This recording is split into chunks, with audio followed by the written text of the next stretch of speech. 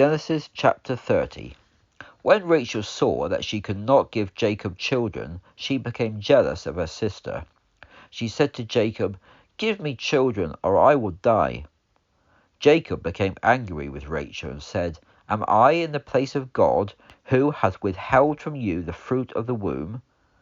Then she said, "Here is my maid Bilhah. Have relations with her, so that she may bear a child on my knees, so that I may also have children through her." So she gave him Bilhah, her maidservant, as a wife, and Jacob had relations with her. Bilhah conceived and gave Jacob a son. Rachel said, "God has vindicated me, and he has also heard my voice and has given me a son." Therefore she called his name Dan. Bilhah, Rachel's maid, conceived again and gave Jacob a second son. Then Rachel said, "With great wrestling have I wrestled with my sister, and I have prevailed." So she called his name Naphtali. When Leah saw that she had stopped having children, she took Zilpah her maid and gave her to Jacob as a wife. Zilpah, Leah's maid, gave Jacob a son. Then Leah said, "How fortunate!" So she called his name Gad. Zilpah, Leah's maid, gave Jacob a second son. Then Leah said, "Happy am I, for women will call me happy." So she called his name Asher.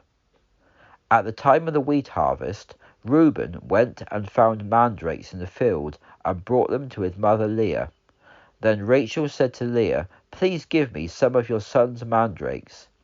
Leah said to her, "Is it a small matter that you have taken my husband? Would you take away my son's mandrakes also?" So Rachel said, "All right, he may lie with you tonight in exchange for your son's mandrakes." When Jacob came out of the field in the evening, Leah went out to meet him and said, "You must sleep with me, because I have paid for you with my son's mandrakes." And he slept with her that night. God listened to Leah, and she conceived and gave Jacob a fifth son. Leah said, "God has given me my reward, because I have given my maid to my husband." So she called his name Issachar. Leah conceived again and gave Jacob a sixth son. Leah said, "God has given me a good gift. Now my husband will dwell with me, because I have given him 6 sons."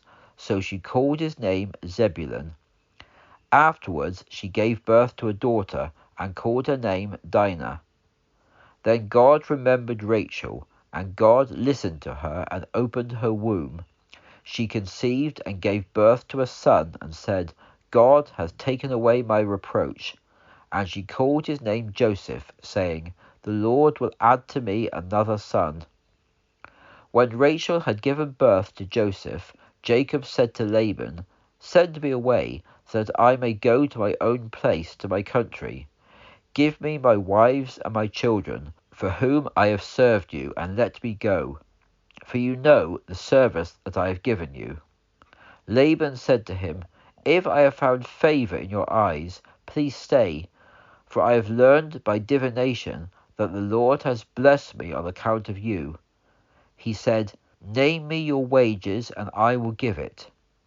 Jacob said to him, "You know how I have served you, and how your livestock have fared with me. For you had little before I came, and it is now increased to a multitude. The Lord has blessed you since I came, and now when may I also provide for my own house?"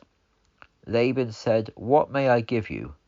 And Jacob said, "You may not give me anything, but if you will do this one thing for me, I will continue to feed and keep your flock. I will pass through all your flock today, removing from it all the speckled and spotted sheep, and every brown sheep from among the lambs, and the spotted and speckled among the goats. These shall be my wages. So my integrity will answer for me in time to come. When you come to examine my wages, every one that is not speckled and spotted among the goats, and brown among the sheep that are with me, will be considered stolen." Laban said, "Agreed.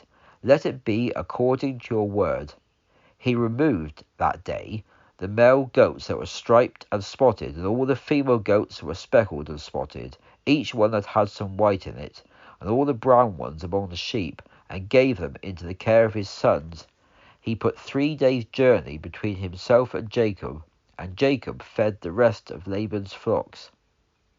Then Jacob took rods of fresh-cut poplar, almond, and plane trees, and peeled white streaks in them, exposing the white which was in the rods. He set the rods which he had peeled before the flocks in the troughs, that is, in the watering places, where the flocks came to drink, so that they would mate when they came to drink. The flocks mated before the rods, and gave birth to young that were striped, speckled, and spotted. Jacob separated the lambs, and made the flocks face towards the striped, and all the brown in the flock of Laban. He put his own flocks by themselves, and did not put them with Laban's sheep. Whenever the stronger sheep mated, Jacob laid the rods before the eyes of the sheep in the troughs, so that they might mate among the rods. But when the livestock were feeble, he did not put them in. So the weaker were Laban's, and the stronger Jacob's. The man became exceedingly prosperous, and had many sheep, and female servants, and male servants, and camels, and donkeys.